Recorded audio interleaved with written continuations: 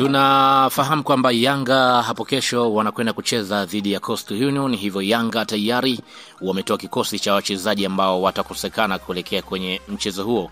Mmoja ya wachezaji ambao watakosekana ni pamoja na goalkeeper Komein Abubakar, lakini pia beki ya Oula Kouassi, wakati huo pia Nixon Kibabage naye pia atakosekana kuelekea kwenye mchezo huo.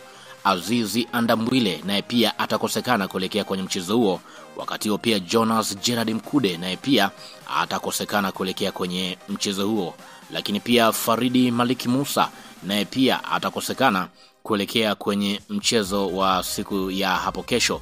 Lakini pia taarifa ni kwamba Stefan Aziziki naye pia huenda akakosekana kuelekea kwenye mchezo huo. Ni 50-50 kuweza kucheza ama kutokucheza kulingana na taarifa ambayo wameweza kuitoa ndani ya klabu ya Yanga. Maana kwamba hiyo ndio orodha ya wachezaji ambao watakosekana kuelekea kwenye mchezo huo wa siku ya kesho dhidi ya Coastal Union.